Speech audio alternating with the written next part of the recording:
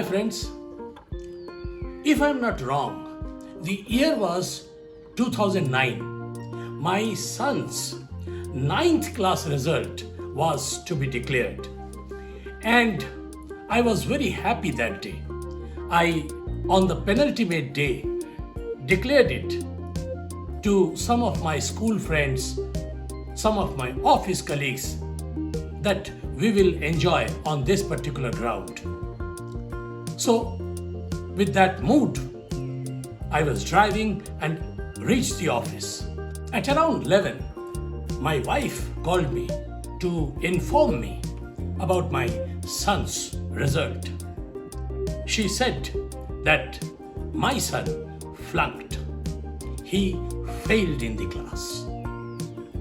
For a second, I was absolutely numb. I was thinking what the society will react, how they will react. I thought, how could this happen? Where all the mistake was. I was sanguine that he will by all means clear his class 9. However, the fact was that he failed. I was in deep disgust, filled with anguish, mentally tormented. I did not speak to any of my office colleagues and left for my residence. While driving, I was thinking what all my son did in the past 1 year. How did he pass his time? How he enjoyed it? And where were the lapses? I had fixed up a party knowing that he will sure shot clear his 9th exam. How I am going to face those people, those friend circle of mine, thinking all these things continuously in mind. My anger was mounting, and sitting in the driver's seat, I was completely immersed in the pool of questions. When did I reach home? I did not realize. Anyway, I parked my car and pushed the doorbell. My wife responded to it. The moment I took the entry in the house, I inquired about my son. My wife replied that hearing the horn of the car, he ran away to the roof in order to escape my chastisements, my beatings, my castigations, and scoldings.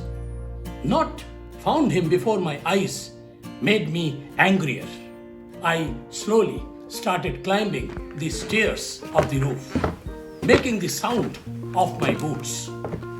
I intentionally did it to scare him with my footsteps. I wanted to make him terrified. Once on top, I found him standing at one corner facing on the other side. It was dark out there. I remember I slowly walked towards him, reached very close, and stood for a moment just behind him. Then I asked him to face me. He did not budge.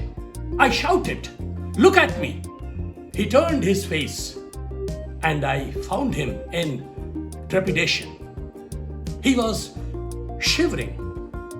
His legs were trembling. Nervousness engulfed him.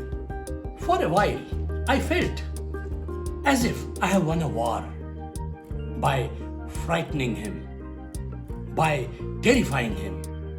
But then suddenly, my inner self, my mind indicated that if I scold him, if I beat him, his moral, his spirits, his inner power, all will get collapsed.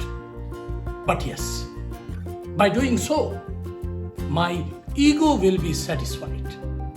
I waited for some time in complete patience to bring back my robbed sanity. Then I changed my mind and pulled him towards me, embraced him, cuddled him. The moment my son felt safe in my arms, he broke down. He wept profusely. He was shedding tears in my arms and uttering, "Father, this would never happen ever again in life. Please forgive me." I felt his abnormally high heartbeats. Once he was normal, I told him that if he repeats it, yet as a father, I would embrace him again and welcome him in the same manner. But one thing I made vividly clear to him, that in no case shall I hide the news from anybody in the society. I further told him that to fail in a class is not a crime. You did not study, you failed. So life is very simple. As you sow, so shall you reap. Never bother the criticism that comes from the society. I told him that these things I will handle, because no one from the society will ever come to help you. All help and succor that is received by you comes from within yourself. So be strong from inside and rest. Everything will fall flat. Today's action point: education or no education. A child should not be weak from inside. He should be mentally strong, and that way he can rule the earth.